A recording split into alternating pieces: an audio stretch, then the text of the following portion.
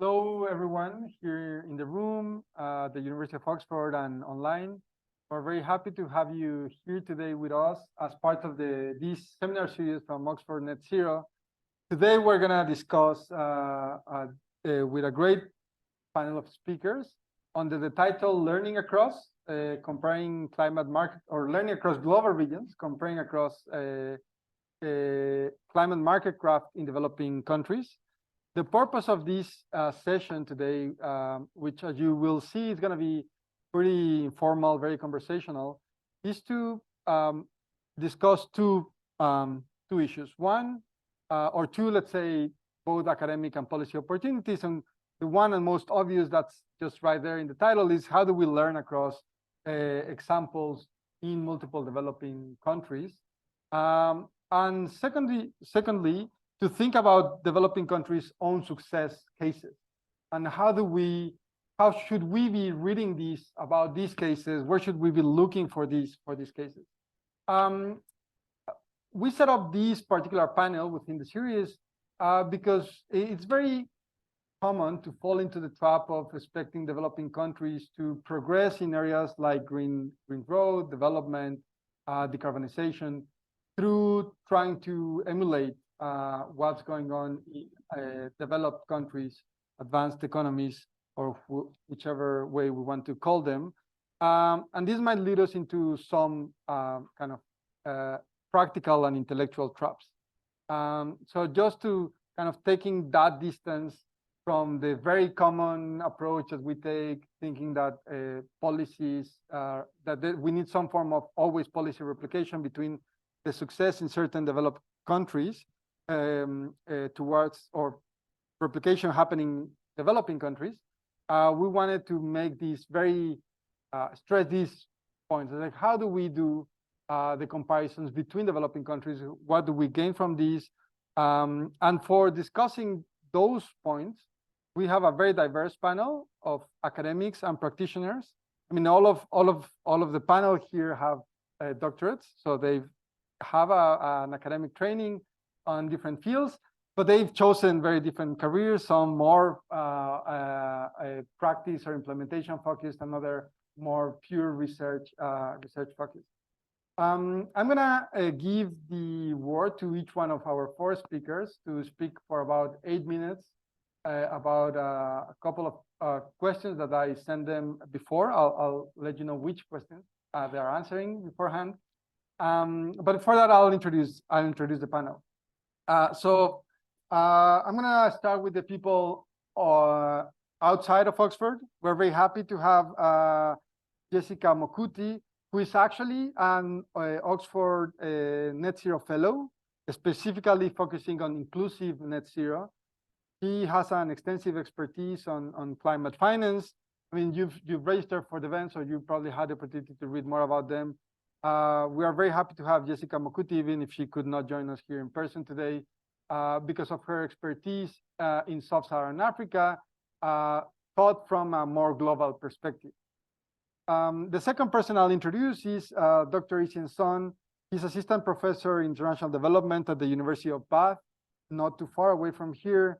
And I'll just stress one of his latest publications, the book Certifying China, published by MIT in 2019.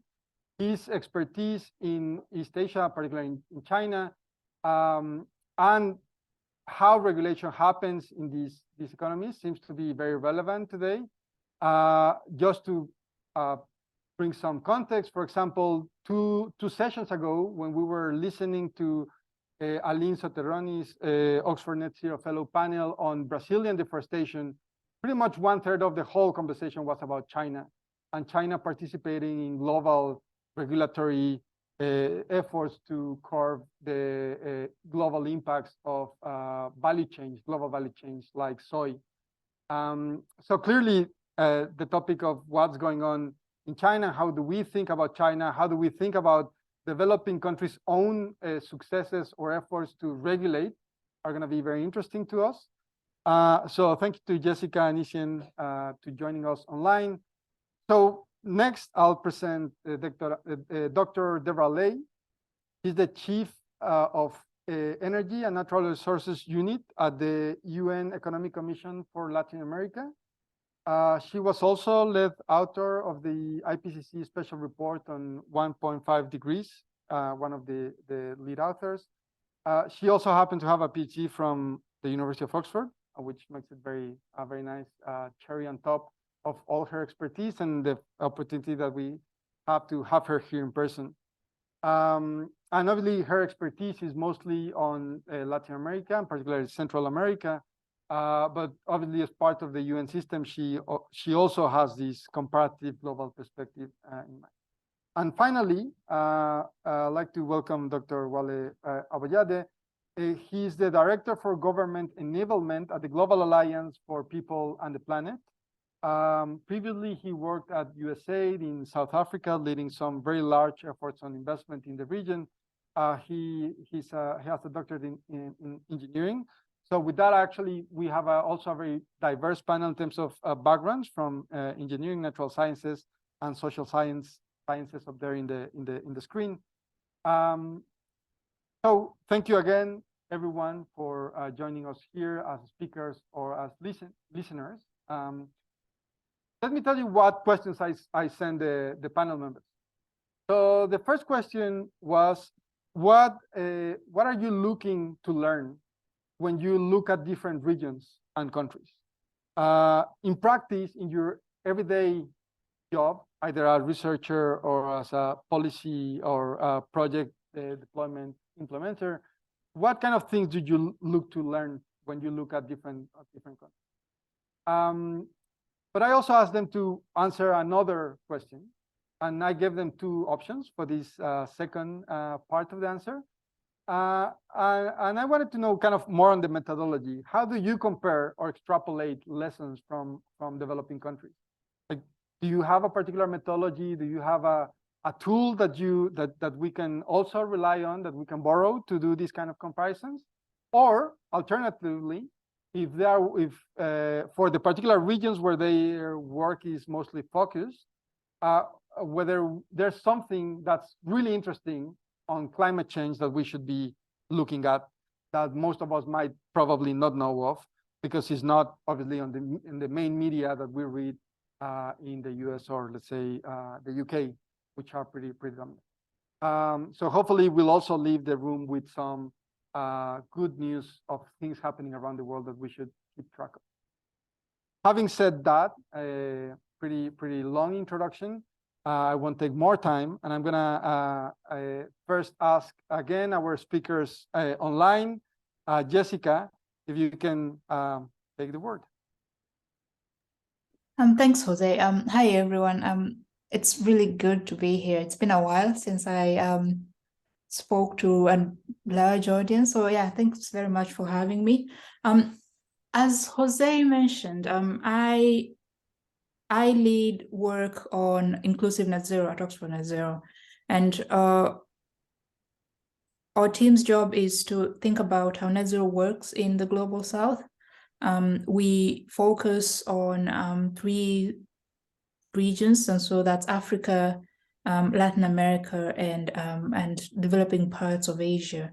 And what we do is think about, and so basically I'm answering your first question, Jose, is what we do is think about what does net zero mean for each of those regions, for each of those groups, sub-regions, so the regions in general, but also the sub-regions, because transitions to net zero will require decarbonization in different sectors, different groups, different method, different pathways for decarbonization. And so what we're looking to understand is, what does net zero mean in each of those regions, but also being more specific and thinking about how can net zero occur in a very just and equitable way. So who needs to go first? Who will go last? Who puts in more effort as compared to others? Who pays for what? And so that's what we're looking into. And so what are the principles for achieving equitable and just net zero? And that's kind of at the core of our work. And so examples of questions are how are different groups, how are different private and public sector actors framing net zero. What do they think is important for net zero? Is it technology? Is it capacity? Is it financing? What exactly, what pathways are they prioritizing? What sectors are they prioritizing? But also what actions are they taking at the moment, and what are those that have been planned for the future in order to transition to net zero? And to do this, I think we're definitely designing research programs that engage with these different jurisdictions or different groups. And so, for example, we're starting research that is looking at businesses in very specific sectors, so the private sector within specific sectors in the 3 regions, to understand how they're planning to transition to net zero. And so we're looking at, for example, the agriculture sector, the infrastructure sector, to understand how they intend to transition to net zero, but also to understand some of the challenges that they are likely to face when they're designing their transition plans or implementing them.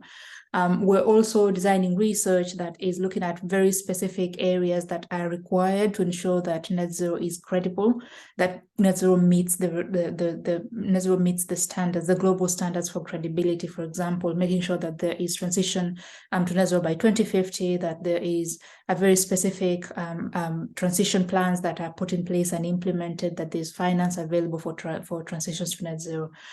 What we're learning, I particularly focus on Africa, and the most important thing that we've learned so far is that developing countries or global south regions are setting up plans for transitioning to net zero. And so there's very grand plans by both public and private sector. And so if you've been listening to what's been happening since COP26, 27, and now in preparation for COP28, you'll find out that developing countries are setting up plans for transitions. For example, there was the Africa Climate Summit, which was centered around green transitions. And there was a lot of talk about how the green transition can be funded, the technology that is needed. And so that is what our research is finding. But then there's always the need for enablers to enable these countries and these groups to transition net zero. And so what we plan on doing over the next few years, next year or 2, is to understand what those needs are, and what is needed to plug those needs. And so where can we move finance? Where can we move technology or capacity? Where can we build institutions to enable that? I'm sorry, I've gone on for a while, but yeah. Happy to answer questions. Thank you, Jessica. We'll get back to you with questions on some of these specifics. Etienne, please, take the floor. Thank you, Jose. It is my great pleasure and honor to speak in this panel. And yeah, I'm sorry that I cannot join in person and at Oxford, but I hope I'll see.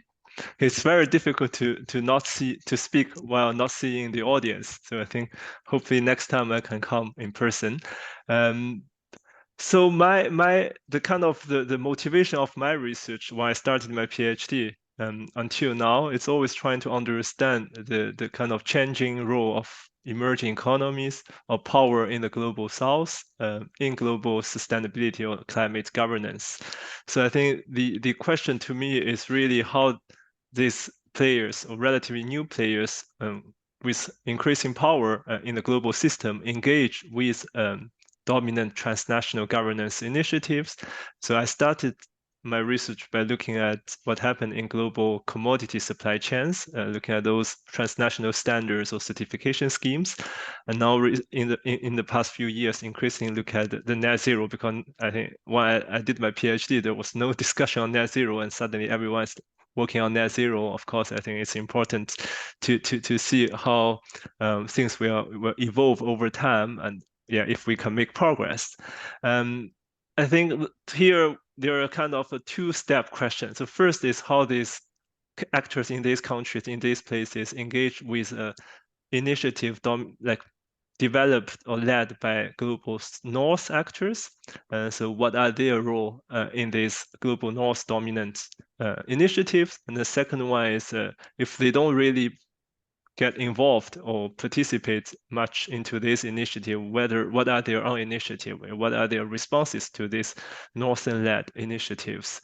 I think what we have learned, and not only through my research, but many and the work of many other colleagues is that we have to recognize the agency of southern actors and trying to understand the relationships between the state and the market in these places, and trying to explore the variations across different contexts.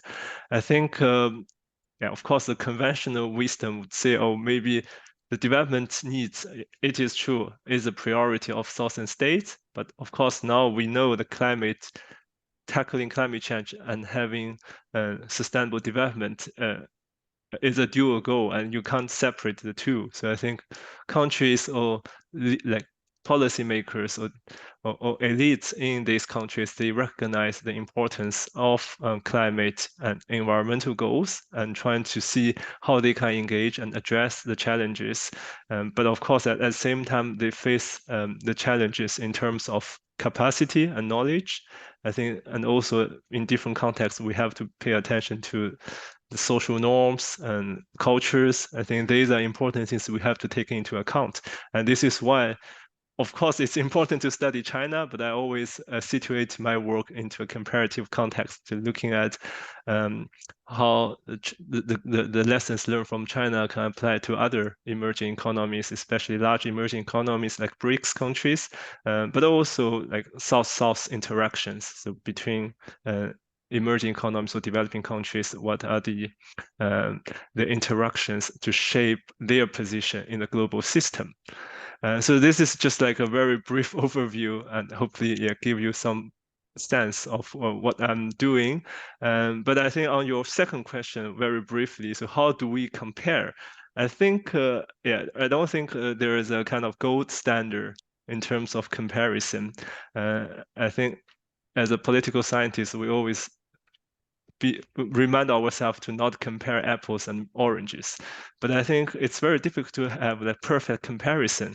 So what we need to do is to be mindful of context. I think it's important to really look at what's the relevance to this specific context. I can give you a very simple example to think about the kind of the role of the state. And then the first question is always to identify who or what are the actors who belong to the state. And then the answer to this question varies. For example, in the case of China, you could treat industry association as part of the state, whereas in the Western context, it's very much a private associations. And also state-owned enterprises. So what are their positions? What are their influence on how they influence the whole policy processes? I think we have to be very careful. So I think I'll just stop here. Hopefully, we can discuss more in detail. Thank you. Thank you, Isian. Both have been very interesting entries into our discussion. I'll continue with Deborah, please. Yes, thank you. Well, good afternoon to all.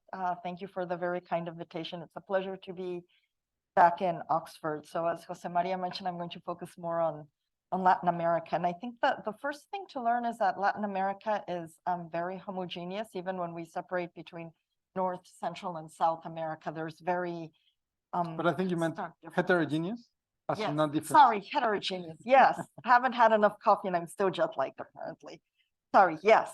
So we need to take those also specific contexts into mind. For example, in Central America, the different, well, of course, the role of colonialism, the different civil wars that have taken place in the different countries, and then right now, different issues related to drug trafficking, violence. So all that shapes the context of energy. So just as an example, you would have Guatemala, and that some of the best wind energy sites are run over by drug traffickers. So I mean, I don't think it's because drug traffickers really like wind energy, but it just happens to be in those places. So that is one of the reasons of why in some of the best wind regions with best potential, you don't have any development, right?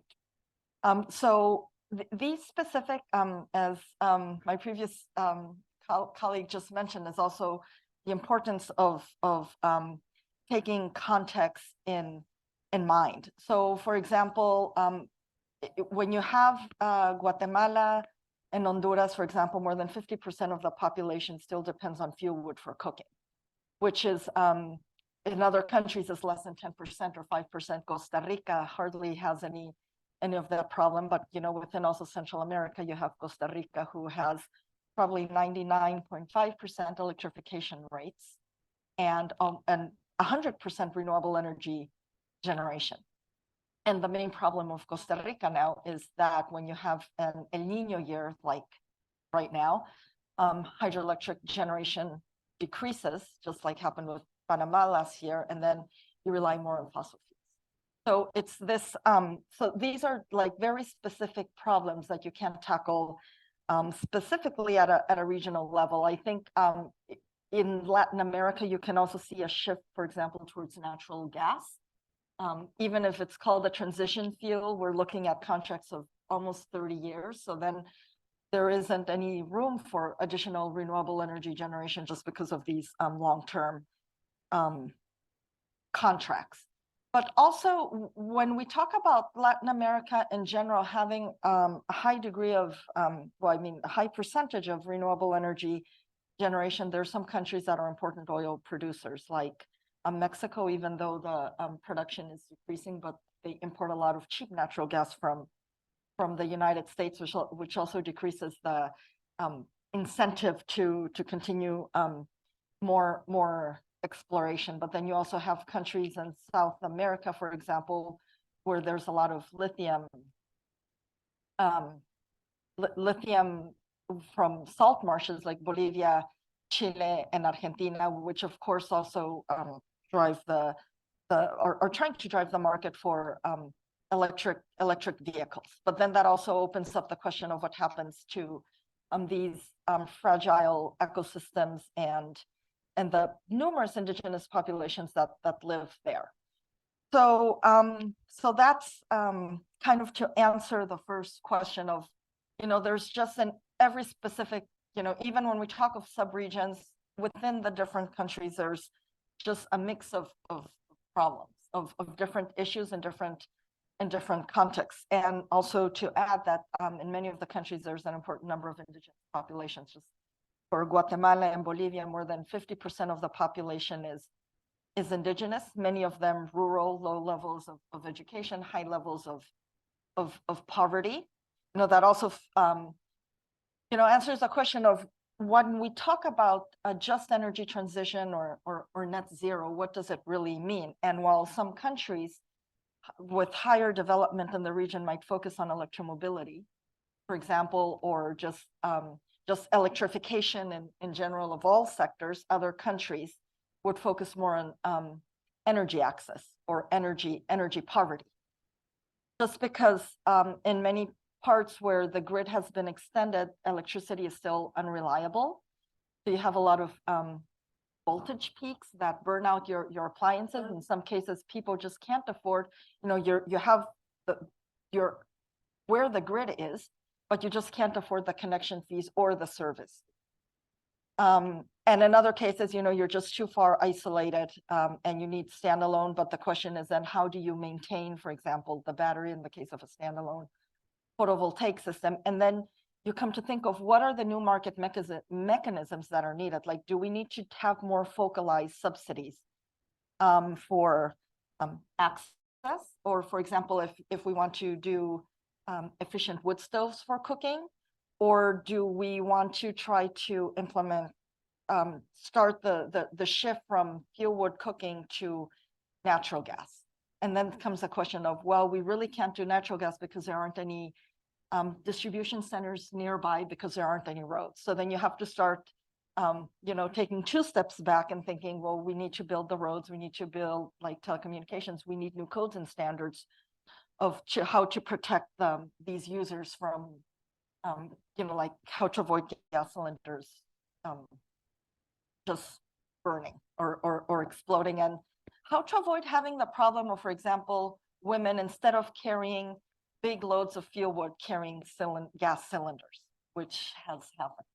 So you don't want to have that shift in problems. So then just shifting on to the second question of what we have been doing, and I'm going to talk specifically about ECLAC right now for the Subregional Office of Mexico, which I mean, that does Mexico, Central America, Cuba, Haiti, and Dominican Republic. We have a sustainable energy strategy till 2030 for the SICA member countries, which is a sustainable, I mean, the Central American Integration System, which does all of Central America and Dominican Republic. So the strategy is basically looking at how to meet SDG 7 related to energy by 2030. But so even if we have mirrored the Agenda 2030 in this sense, on terms of access to renewable energy and energy efficiency, for the majority of the goals, we only have clusters of 3 countries that are prioritizing certain goals. So for example, talking about energy access, you would probably have Guatemala, Honduras, Nicaragua, and El Salvador for both access and fuel wood. For renewable energy, you'd have the majority of the countries. For not everybody's prioritizing energy efficiency, just because some countries have more progress than others.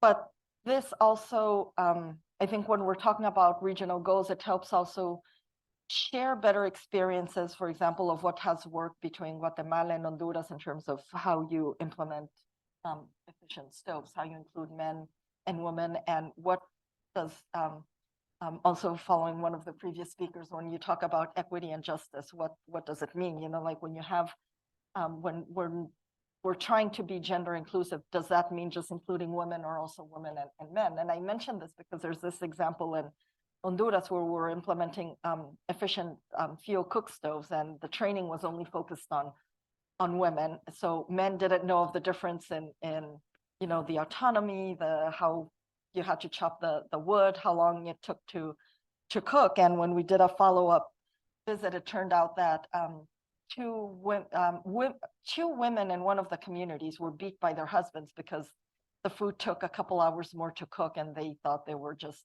you know, like not taking care of their families. So then that highlights where in specific contexts, it's not just something about women, but also including men.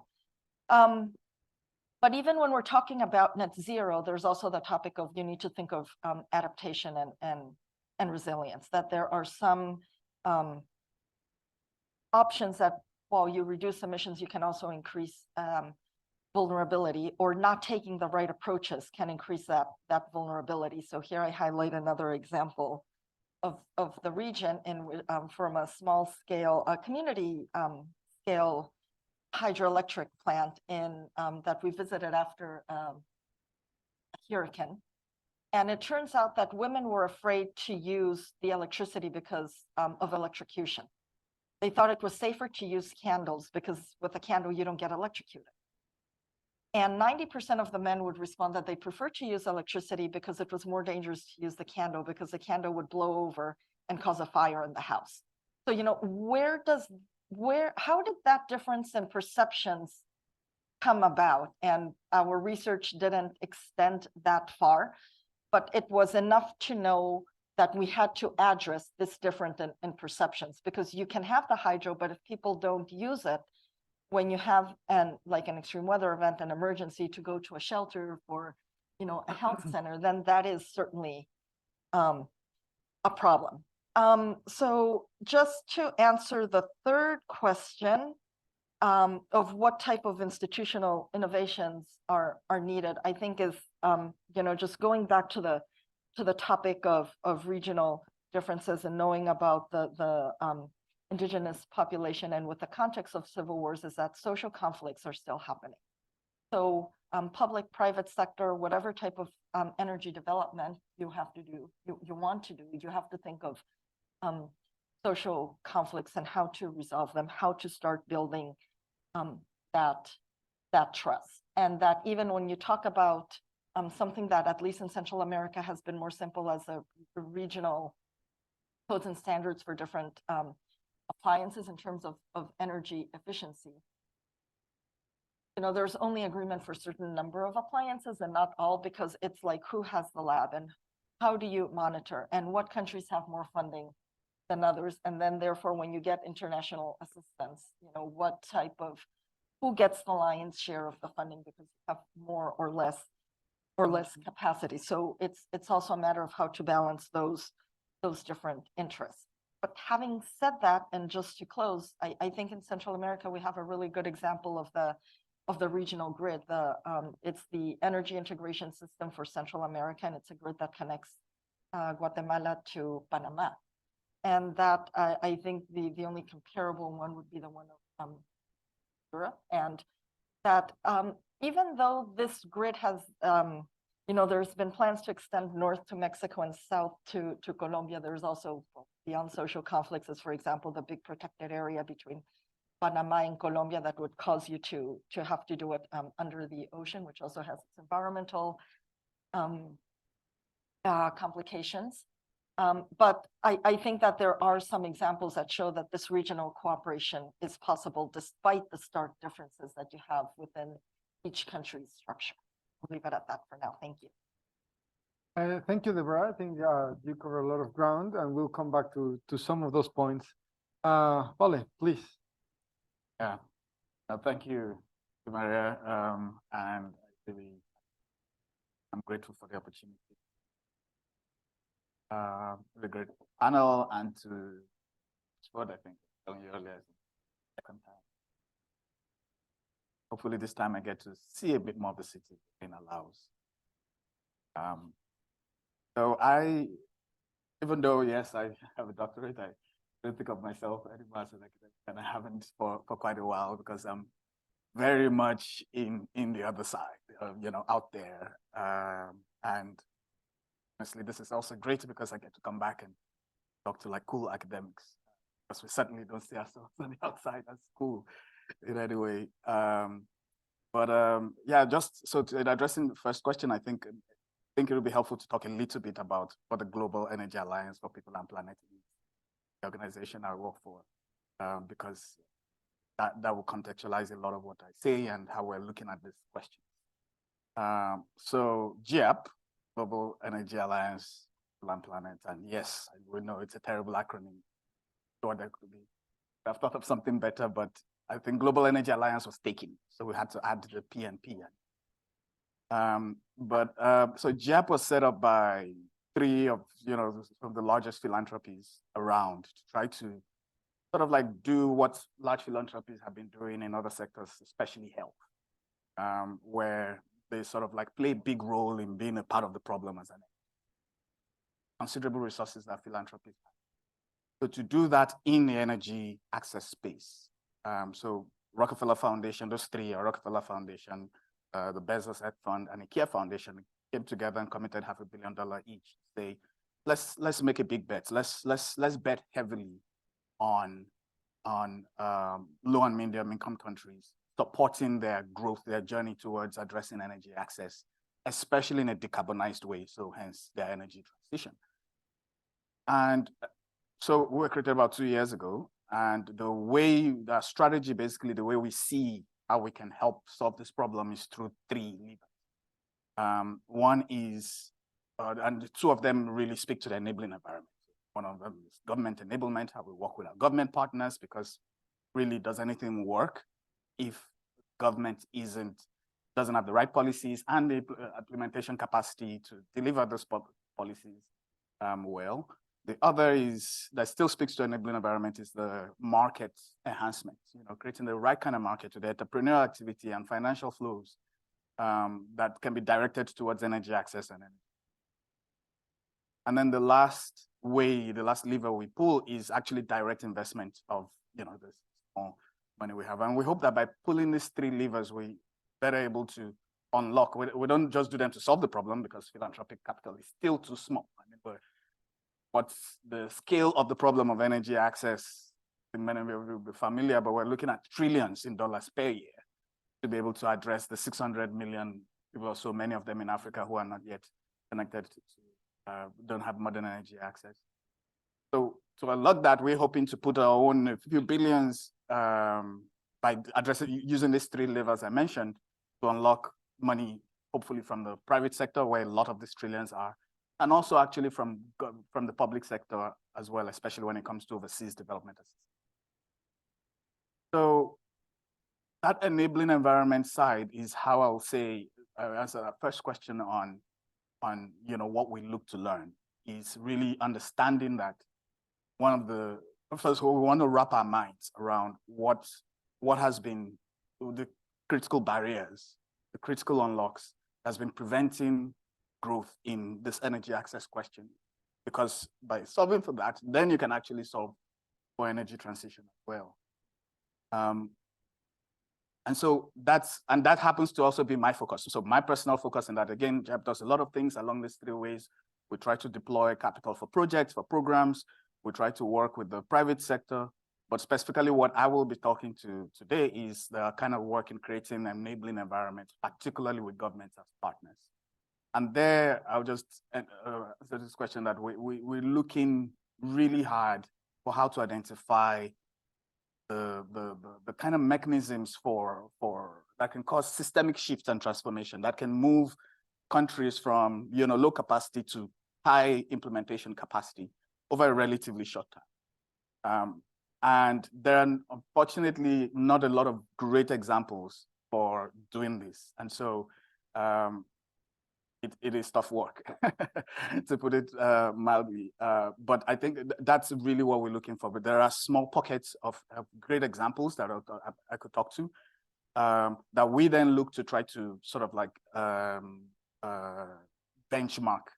And this leads me to sort of like your second question, and what are the ways, the tools, that the way we think about, I wouldn't talk about it as compare. I would say more, again, benchmarking. We try to create knowledge exchange platforms, because I think, as you were mentioning, Deborah, local context can be so massively different across geographies, and even within a certain geography, across functions or disciplines within governments, that it's not as easy to just, like, comparing 2 things doesn't always give you that much insight. But creating a platform where someone who chooses to learn can find a place where they can learn from other people's experiences in a way that makes the most for their own context, but also developing their capacity to do that in the first place, are where we are seeing that we want to put a lot of attention. We want to put as much of our attention. We think that by doing that, we might start to wrap our hands around this sort of like ways in which you can achieve systemic shift. Because again, the climate challenge is massive and it's here. I'll maybe stop there. The last question is where I would really want to spend a lot more time on, but I think it's better maybe we come back to that. Like the innovations. The innovations. Thank you, Wale. Thank you for all the panel members. I think these were really great introductory comments. We've run almost half of the time that we have, so it's tough to call it just an introductory phase. But we're going to go into details of your answers, and we're going to start gathering questions from the audience as well. So I have a set of questions to make to the panels, and I'll keep running them. But I'll be very happy to stop my questions and start taking questions from the panel as soon as you have them. But just to get this going, I really like the sort of, I'm gonna take Deborah's comment or introduction remarks as a kind of pushback on the idea that we can or should do comparisons across global regions. Particularly because within regions, or within what we would call global regions, Sub-Saharan Africa, North Africa, Latin America, there's so much difference that we should be careful to. So I'd like to hear from the other panel members on this issue and how you see the issue of having, big difference across neighboring countries, and how you come across that in your own work. Deborah spoke about the difference even between Central American countries. I guess if she had mentioned Mexico and the contrast with a Central American country, the difference would have been even larger, right? So if anyone wants to raise their hand to start answering that, I'll see Wale already kind of thinking of the answer. So please go ahead. And I'm gonna nudge Isian to hear from him to ask one of his subjects of studies, China. It's just hard to get a bigger country than that if you're thinking on comparison. Yeah, I think I'll really quickly on this one is just to use an example of South Africa, where within one country you have massively different, I would say, energy and climate outcomes in that one country. In fact, sometimes at a city level, and this speaks to inequality and equity and historical injustices that South Africa has faced. And so when you compare South Africa to its neighbors, you'd find that South Africa has 80%, well, almost 90% electrification rates, but most of the rest of its neighbors have in the 40s%.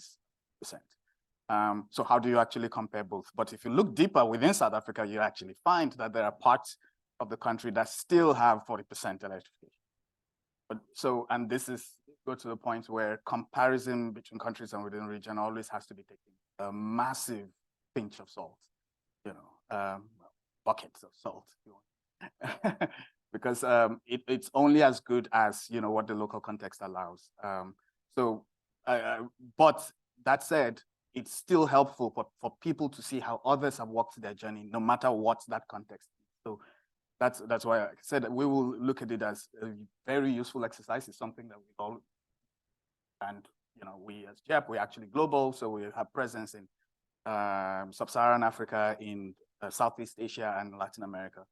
But I think the more important thing is with comparison is from a point of view of learnings and knowledge exchange. Thank you, Wole. Isian, do you have any comment? Yeah, sure. So just very quickly to follow up. So first, because Jose, you asked me about China, so I think I want to stress that China is a huge country with a lot of variation within the country. So it's very much like if you study China, you can always open the black box and look at variation within the country. So really to see what are the different motivations, agendas of different subnational jurisdictions, and then within different jurisdictions, subnational jurisdictions, given the context, local context, how, for example, my study look at a lot at private actors or businesses, so how businesses react to those contexts when they're trying to promote sustainable development or climate action. So I think there has been a very rich literature on that. But I think it's definitely, I think that makes sense to do that kind of comparison. But also when we do cross-country comparison, I can speak of my more recent work, which looks more on China's overseas engagement, so climate and environmental impact of China's overseas investment or development program. So in that line of inquiry, I try to do comparison across countries in different host contexts. Of course, I think we have to bear in mind that although there are some kind of principle guiding China's overseas engagement, when things applied on the ground, you always have to adapt to the local context. I think that's the challenging part, to understand the local politics, so how foreign actors interact with host country actors. I think it's not easy to do like a strict comparison. So you have to really find like perfect examples. But I totally agree what has been just said. It's more about kind of promote opportunities or create opportunities for knowledge exchange to see how we can learn. So for example, developing countries, when they deal with Chinese investors, what are the things they can learn, what are the good practices? And then of course, there is always some processes of trial and error. So if you want to apply some good practices from other contexts to your places, I think it takes some time. There's a learning process. I think sometimes we have to be patient. I think that's something not only for our research, but also like in practice, in policy practice, and to see what works, what doesn't work. Thank you, Isian. This was very insightful. Especially, maybe we can return later to the question, the point of patience and its many meanings. But Jessica, do you have any comment on this point of interregional difference. How do you deal with that? Thanks, Jose. So what we're observing is that countries and regions in the global south also recognize that there's differences amongst them, and that's a good thing. Knowing that each person is at different stages in their net zero journey is kind of creates some level of optimism that we're more realistic. We're not being overambitious, but also global south countries and regions are also exercising their agencies by identifying what they can offer to the transition. And so what we're seeing is different forms of partnerships to support each other to transition to net zero. And so we're seeing Sub-Saharan Africa countries partner with each other, but also with other regions. And so, for example, as Ishan said, is Sub-Saharan Africa countries working with China, but also EU-Africa relations or EU Latin America relations. I'm not sure if that's those are currently ongoing, but we're seeing different forms of partnerships to enable different countries to leverage their strength to maximize their transitions to net zero. Thank you, Jessica. I think this is a really good point to continue discussing because it relates to one comment made by Isian on South-South interactions. So you right now didn't only talk about South-South interactions, but rather wider multi-directionality of interactions. So I think I think it would be a good opportunity to listen from all of you on some interesting example that you know of these interactions between kind of South-South cooperation, or maybe it's trilateral cooperation, or some other interesting cases of these learning happening, maybe not in your own daily work, on your daily research, but that you've seen that that it's interesting and the audience should maybe know about. I'm not sure if, Wale, your answer to the third question was related to this, but maybe you can also sneak that reply in this answer. So who wants to comment on these South-South or multi-directionality interactions? Okay. Go ahead. Yeah, happy to give an example. Actually, one that we are as GIAP actively and deeply involved in, which is on the just energy transition partnerships. I'm not sure many are aware of this, where G7 countries have been coming together to create a climate finance mechanism for specific global South countries to help finance their energy transition. So the first of those partnerships was signed at COP26 for South Africa, so South Africa JETP, as it's called. And then very quickly afterwards, there were negotiations on the Vietnam JETP and the Indonesia JETP, and now Senegal JETP, I think, is probably going to be fourth in that pipeline. And so what those JETPs, again, they're essentially climate finance mechanisms, to organize how climate finance flows specifically to energy transition projects in specific countries. But that headline, encapsulates some really, really very difficult issues. Because many of these turned out to be, when you open a cover and look into this announcement made, like in South Africa, it was an 8.5 billion announcement. And when you look at it, the questions around, well, how do we track this money? Well, first of all, where's the money coming from? Color and the flavor of this money, how much of it is concessional, how much of it is grants, how much of it is loans that these countries have to, like South Africa had to pay back. And if South Africa has to pay back, then why, what's the point of it? How is it sort of like climate finance? So there were all those questions that South Africa had. Vietnam and Indonesia had some versions of all these questions, but then they had other questions because in Vietnam and Indonesia is about closing down coal power plants because they had overcapacity. In South Africa, closing down coal power plants actually means load shedding.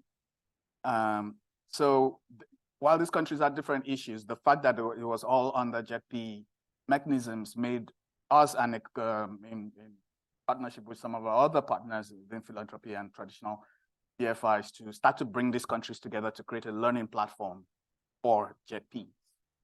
And that, again, is, the first one I think we held in November last year, where South Africa, again, was head, started to talk about their own experiences, and that actually helped influence how Vietnam and Indonesia negotiated their own JETPs when it got to the point where they had to get to brass tacks. So yeah, that's, I think, one example that we are hoping to do more of around many different topics.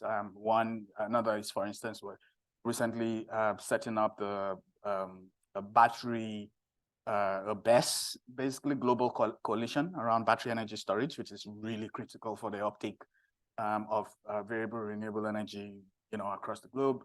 We find that many countries are still struggling to be able to do that at scale in their countries. So we're creating this this platform to allow countries and utilities within countries where they can go and learn best practices. So yeah, those are some of like practical examples of how we're trying to do this. But I mean, again, the devil is in the details, because it's have the platform, but actually making it useful requires a lot of work, a lot of maintenance, a lot of TLC. And just to go into a little detail on this, so the main users of these platforms are policymakers, utilities, officials, the larger NGO community, Indeed, the wider stakeholders, as well as, interestingly, even the funders. In terms of JETP, a lot of the money, again, was coming from G7 countries. And so they're listening on these platforms to hear the problems and the issues, and how South Africa, for instance, is tackling things they're having to deal with, and they're negotiating in closed doors. They sort of like South African Council that talks about it. So they also hear. So it's all of that and even more. And of course, the platforms are themselves sort of like organized in such a way where you can have more confidential conversations, and then you can have more open ones. And the idea is to speak to all of these potential stakeholders. So, yeah, open the process to them.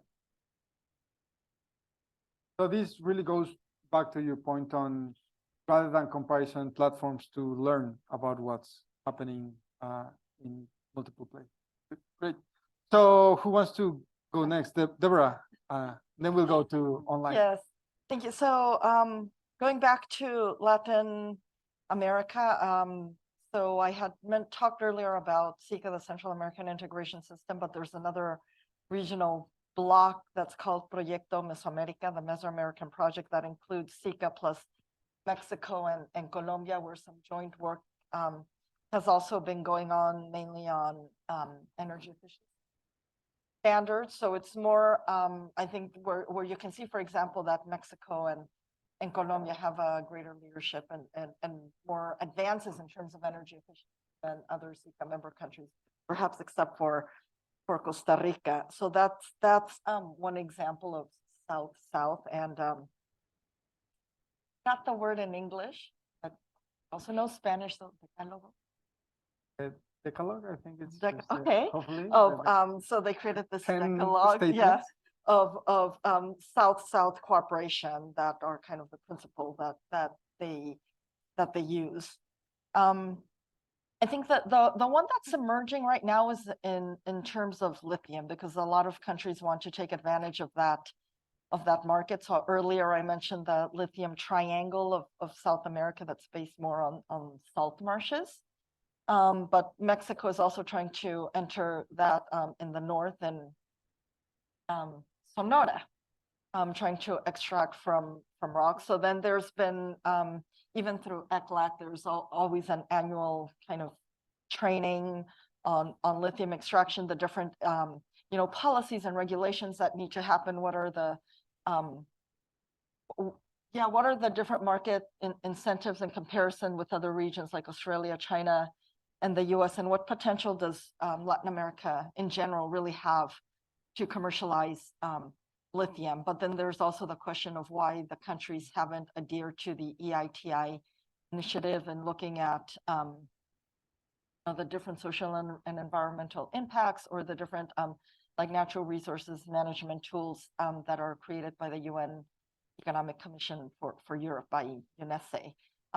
But that's still kind of in progress, because I think, at least in the region, well, at least in North and Central America, the topic of lithium is still more emergent than in other parts of the country. But then there's also, for example, at the level of Latin America, there's this initiative called RELAC, in which the countries must have been in the COP that happened in 2020, the COP that didn't happen in 2020 because of the pandemic. That's where the region, where Latin America committed to having 70% renewable energy generation. So that's the goal. So if you compare with SICA member countries and the sustainable energy strategy, we have 65%. But when you take a region, I mean, it doesn't mean that everybody has to have 70%. It's just an average. So some countries like Dominican Republic that have higher fossil fuel generation would need to increase renewable energy generation, but not up to 70%. But then, of course, you compensate with other countries like Costa Rica. So these are different examples. I think the last one. Sorry, 70% by? Yeah, 2030, yes, by 2030. But then when we're talking again about net zero, I think something that's emerging, not entirely south-south, but there's a big south-south component is, for example, with the European Union, CBAM, the carbon budget adjustment mechanism, and what impact that has on the different countries. So at least in the 5 sectors that are being prioritized right now, probably SICA doesn't have a big impact there because they don't commercialize that much in like some of these minerals. But that opens the door also to what happens when CBAM expands or other carbon mechanisms come in place, and what does the country do the countries need to do to prepare? And so I think that it's you know, these are conversations that are just starting. You know, who is producing what are, you know, are you a primary or secondary player in the supply chain, and what does it mean for every step? And I think it opens up the question of how prepared we are as a region to be a player in these carbon markets, which brings us back to the equity and justice component, but also that the region also needs to be a strong player in it. Thank you. Yeah, I think this is very interesting because it connects with Isian point again on how our countries or actors in developing countries reacting to strategies, preferences of dominant players, traditional dominant players in the international scene, and where they are kind of reacting and joining or trying to set up alternatives. In this case, it's like, how do they prepare for the foreseeable initiatives taken by, let's say, European Union as a dominant player within commodity markets or oil? So Isian or Jessica, do you want to comment on these last issues, particularly these kind of multi-directionality collaborations? Isian, let's take you first and assume that you wanted to talk. Is that me or Isian? Or Jessica, go ahead. Okay, yeah. So I will mute myself. Sorry. We are gonna take Isian first. Okay, no problem. So yeah, we didn't hear like who did you name, but yeah, I'm ready to speak. So I'm happy to give some examples, namely initiative led by China, in terms of like South-South collaboration or China-led international cooperation platform. So I think now we all talk about the Belt and Road Initiative. So by default, the BRI is a kind of loosely defined broader network of cooperation to increase connectivity. But on sustainability and climate change, I think well-known or noticeable initiative is the BRI International Green Development Coalition. initiated by the Chinese government, namely the Ministry of Ecology and Environment with the UNEP, but also involving a lot of international NGOs and think tanks like World Resources Institute, Energy Foundation. So the idea is really to create a platform of learning and to share knowledge and good practices. They also organize a lot of kind of pilot study to identify pathways to transform, for example, China's investment and financing in different contexts. So there have been some studies on that, on this initiative. They are still growing, and I think they recently set up like a secretariat in Beijing and trying to really like institutionalize this coalition. I think, of course, I think time will tell us where it will go, but I think it at least shows a very strong signal, like from Chinese perspective, as an emerging power, they also want to show this is some kind of inclusive initiative open to developing countries and get involved of recipient or host countries in the process of promoting green development in different contexts. And since we have the other example, since we have talked a lot about critical minerals, I think in that area or in that space, given the dominant role of China in the supply chain, the Chinese actors, especially industry actors, are also very active. And some of you may know the Responsible Cobalt Initiative developed by the CCCMC, the Chinese, the largest Chinese mining industry, and they also try to expand this initiative from cobalt to cover other critical minerals and to involve countries not only in Africa, but also in other regions, especially in Latin America.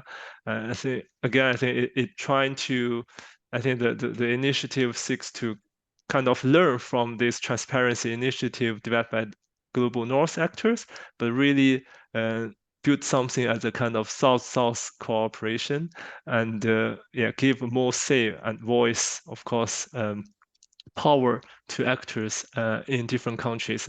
I think one noticeable aspect is they do some capacity building projects in host countries, but I think I'm trying to be critical. Sometimes I think as a researchers, we want to know what are the impact. It's quite hard to see. I think transparency is always an important issue. So how you can really demonstrate that you are making impact to local communities. I think this is something we will see, but at least I think we are in the process to see more and more kind of South-South cooperation platforms or initiatives and taking place at a global level, so not just at like a regional level or sub-regional level. So probably mainly because China's changing role in the system. But I think from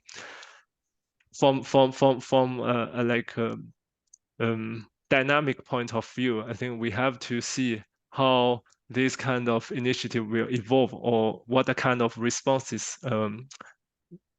they will get from global North actors. Of course, I think whenever China develops some kind of initiative, there will be some pushback by Northern actors. I think to me, it will be an interesting era that we are entering, is this kind of competition and whether where we are going from this competition. And that's, I think, something I'd like to see more thinking, reflection. I think I'll stop here. Maybe Jessica, you can jump in. Yeah, thanks, Yuxian. So I'm holding a little human. You could see his head. He's just put out a large scream when I started speaking. So when I think about South-South partnerships, the one that comes to mind, which is there's probably better examples, is the African Free Trade Continental. The African Continental Free Trade Area. Yeah, that's it. Yeah, I always confuse the acronyms. And it's a very good example of countries being very proactive about developing South-South partnerships. And so that's basically a continental partnership to advance trade, but also to advance partnerships in collaboration on how to to achieve green growth objectives. It's just being operationalized, and so the structures are being put in place. We're yet to see very good, very strong results from it, but then it is something that has a lot of promises, and so that's one example where we see developing countries being proactive about developing partnerships with each other to leverage their own strengths to advance their own objectives. One thing that I'm usually concerned about when I think about partnerships and collaboration is that these usually follow the easiest route. I think there's a proverb. I'm not sure I'm not sure where I found that from, but it's a river follows the easiest route, and so a partnership will always be created with the easiest partner. And so you'll find that countries in specific regions are more likely to have partners than others. And so if a country is undergoing civil unrest, if it has if some countries are fairly unattractive for some partners, and so you'll find that there are countries that are more likely to be left behind, even when we're talking about South-South partnerships. And so I think in this case, for net zero, there's likely to be certain types of partnerships, and then there's likely to be others that are less sought, but that are less advanced, and that are less likely to produce results in terms of transitions. And so I think my point here is, I'm sorry for the long talk. My point here is that when thinking about South-South partnerships, you also need to think much more critically about what those partnerships create, what opportunities they create, but also the exclusions that they create. For example, a very good example is when you're thinking about partnerships on energy or partnerships on minerals or even skills development, countries that are in conflict, countries that are extremely least developed are more likely to be left out because they probably will be thought or assumed to have nothing to offer. And so in our work, we think about what do these countries that are likely to be left behind, what would they need to participate in such schemes or to benefit from existing structures. And yeah, that's it. Thanks, Jose. Thank you, Jessica. I think this final point really speaks to Deborah's comment on the experience in Central America, or the region, the larger Latin America, where some countries can take advantage of opportunities that others can because they already have the labs or they have already institutions to really be the ones that grab those opportunities. So let's move into a phase of audience questions. We can take questions from the audience here, but also from the audience online. So please, let's start with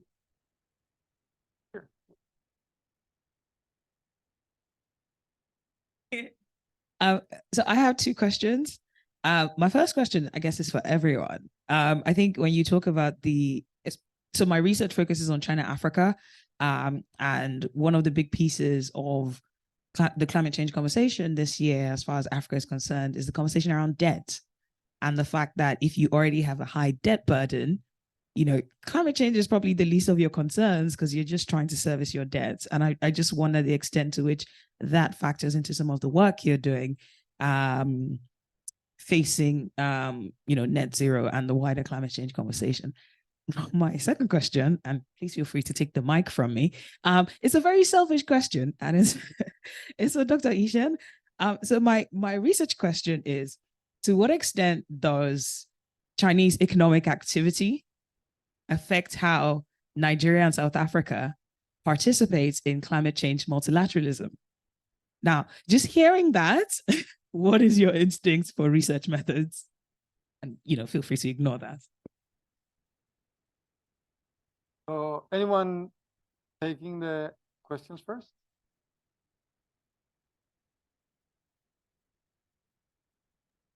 I'll answer the second later. Maybe I think we have colleagues from Africa, so please go ahead.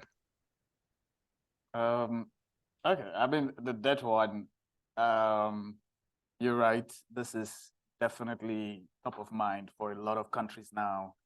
We're getting to that cycle where that happens, I think, years or something, where a lot of countries are in their debt limit almost at once. And we've seen the experience in Zambia, Ghana, where they actually hit default. likely to default.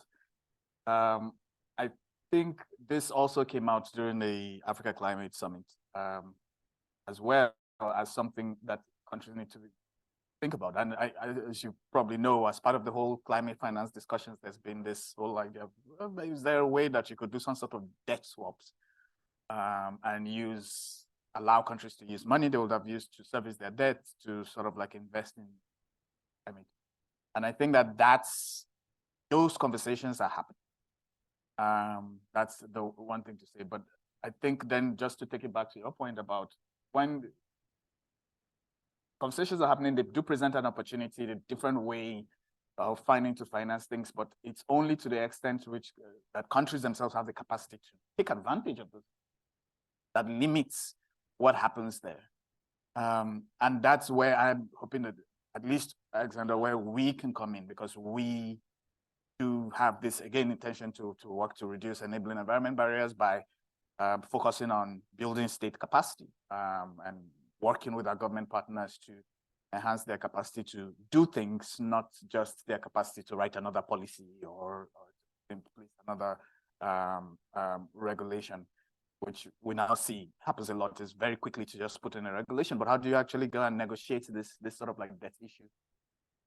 A whole other thing that requires a lot of focus, and unfortunately, there's no shortcuts to it. Like, you just have to spend the time and the effort.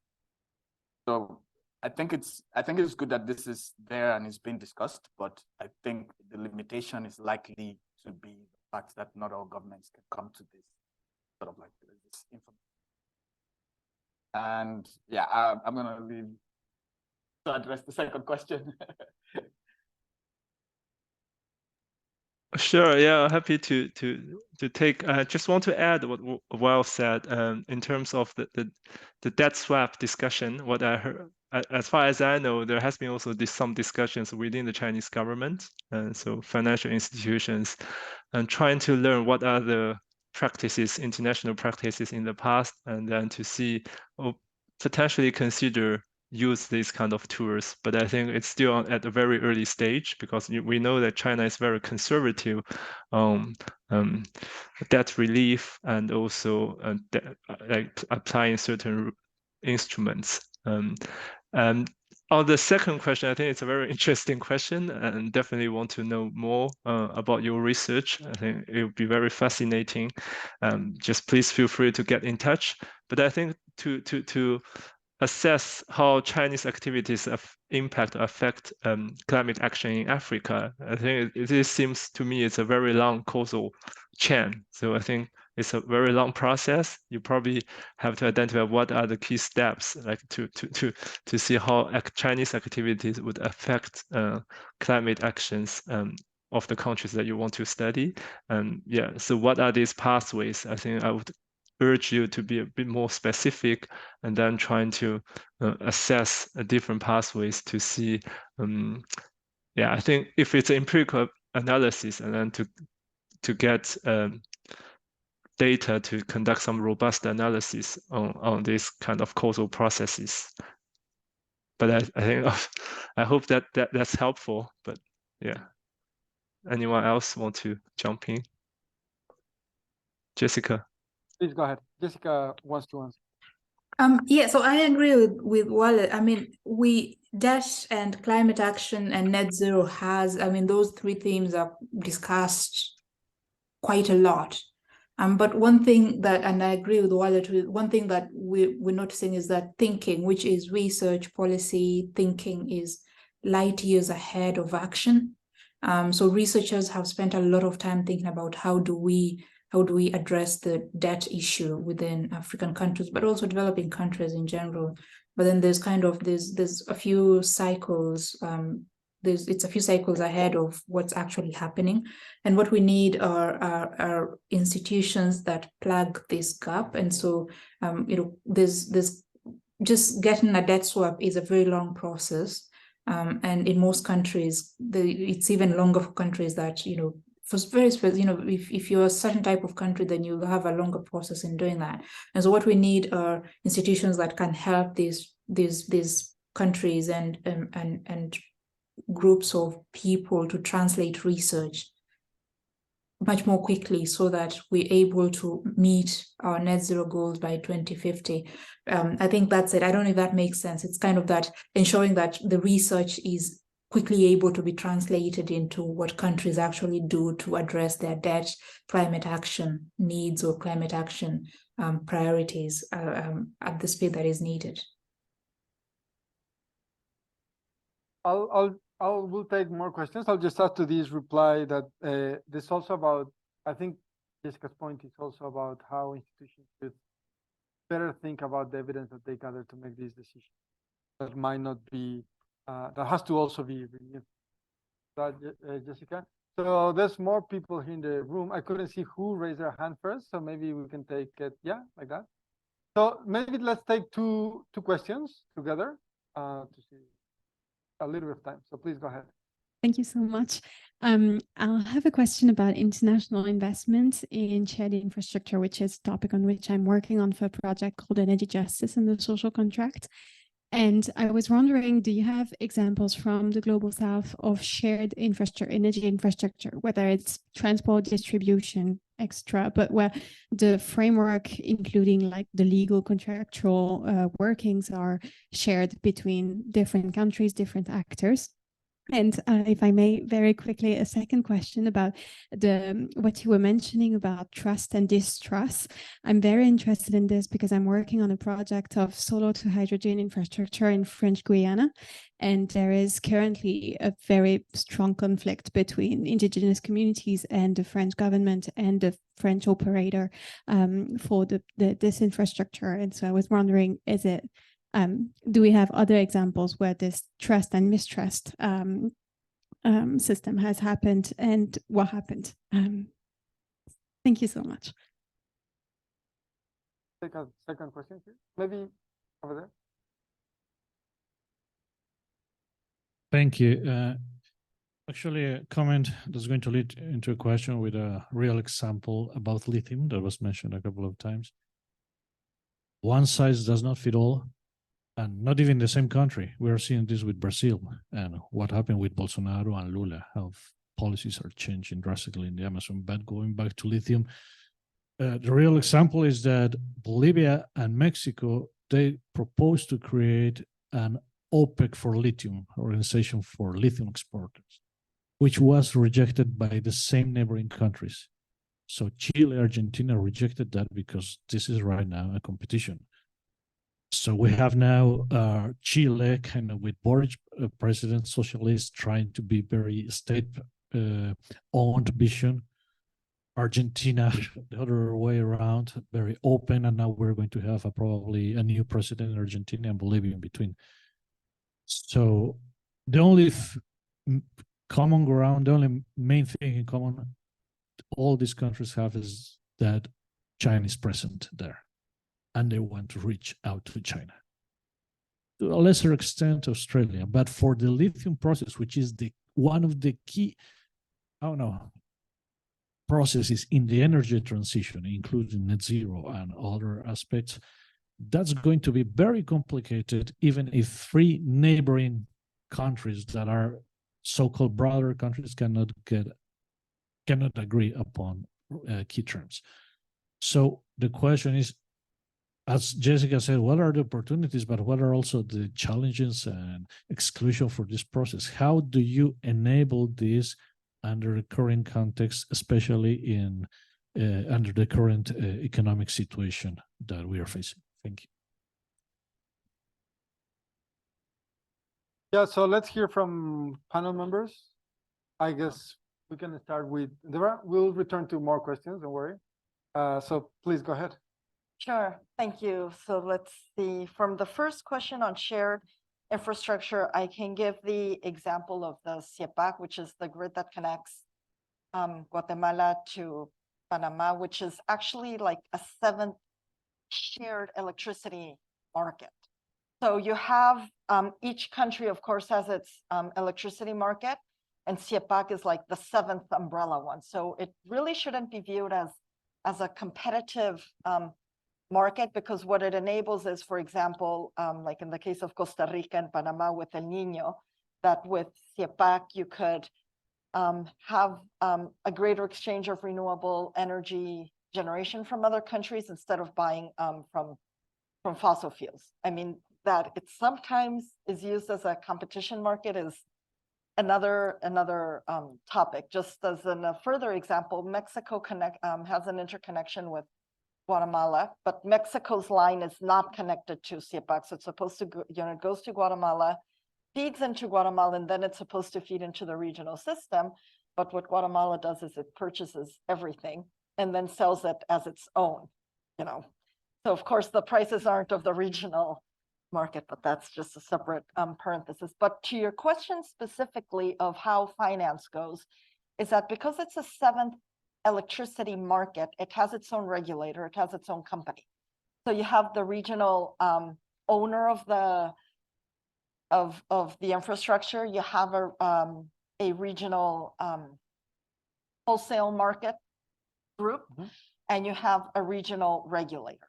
So these regional entities are formed by national, by like the national counterparts. So like the regional regulator entity has a representative of each of the national regulating ones.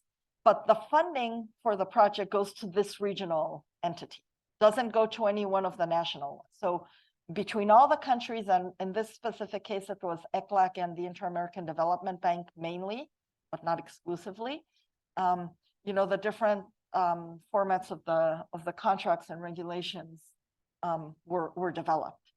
So basically, for example, in the case of natural disasters, countries put in a certain fee every year.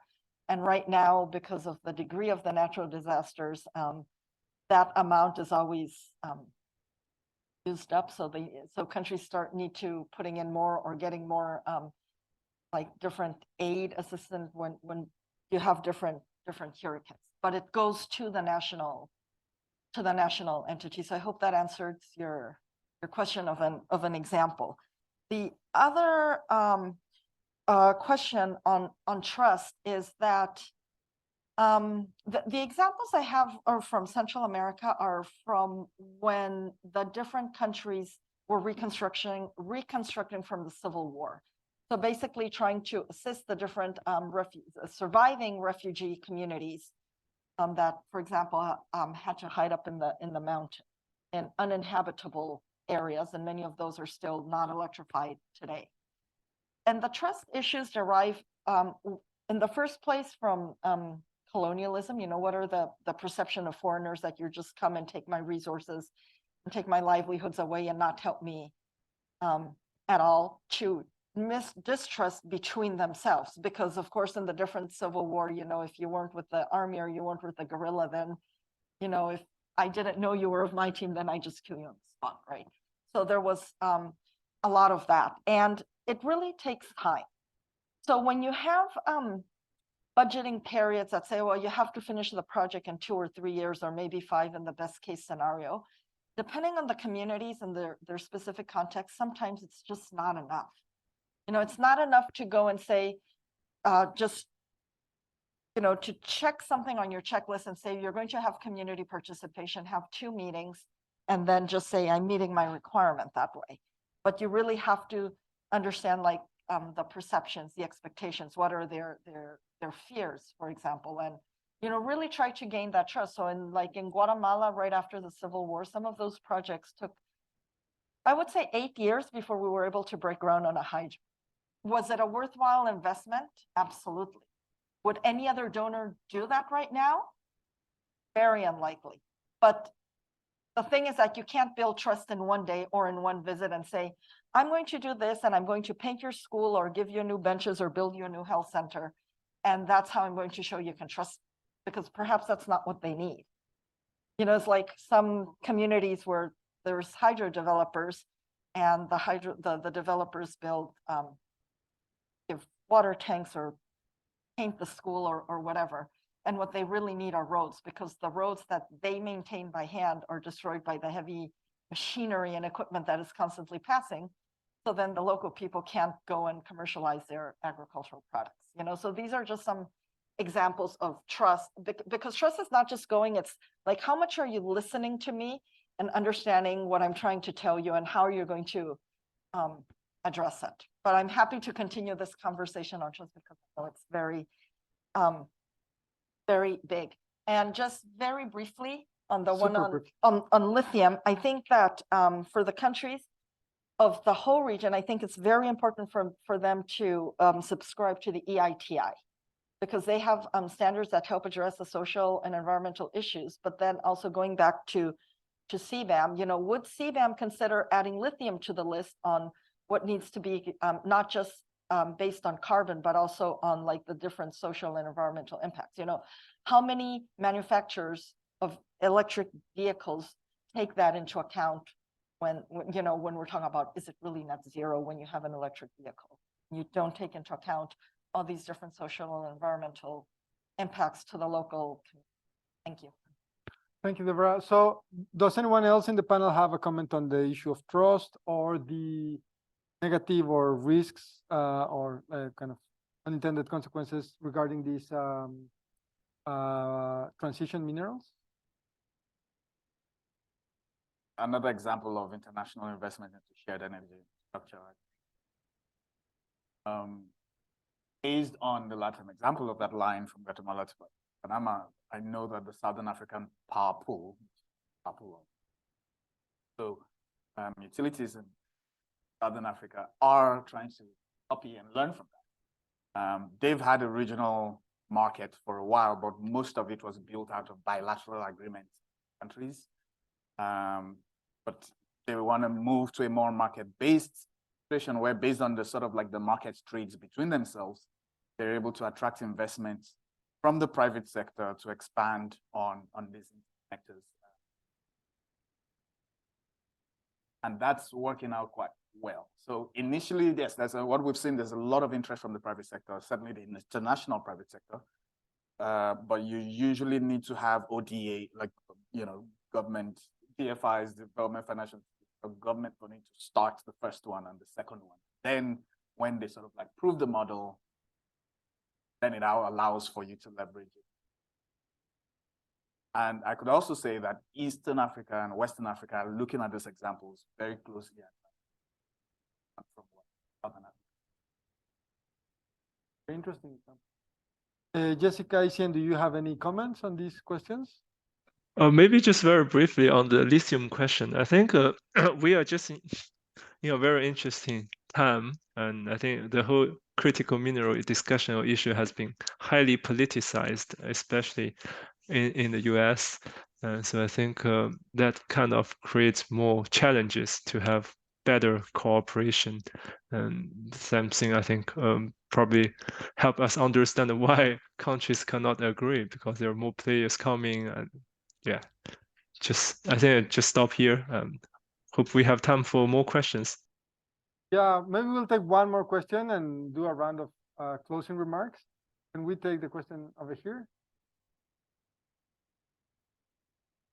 Very brief, please. I'll make it brief. I really want to bring this discussion back to first principles. Climate change. Climate change is a world problem, not an individual country. So therefore, one needs to come up with substantive solutions.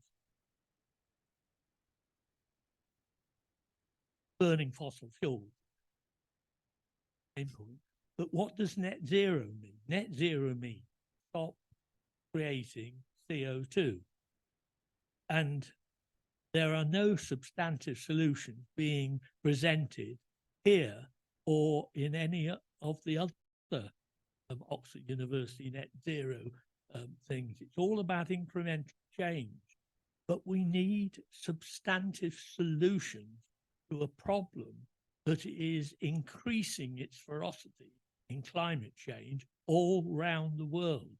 So it has to be a world solution, not one of individual countries.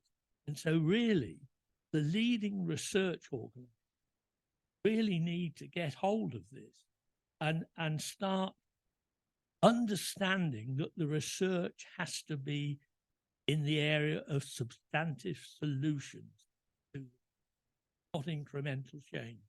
I think this is a really good comment because it's always important to keep raising our bar on what we should be researching and focusing on. We are essentially out of time, so we're not gonna be able to have a round of final remarks. I just want to take 20 seconds to let Wale give a kind of community announcement. I think it's gonna be interesting to some people in the audience. Please go ahead. So I asked Jose for permission to put a plug for JAP, and that when I talked about this whole idea to figure out a systemic way to help countries build their capacity, we're building a team that will help us think through that. And one of the people we're looking for people with interest, with a background in this, specifically an intern, to start with, someone with postgraduate sort of like interest in energy policy or climate policy.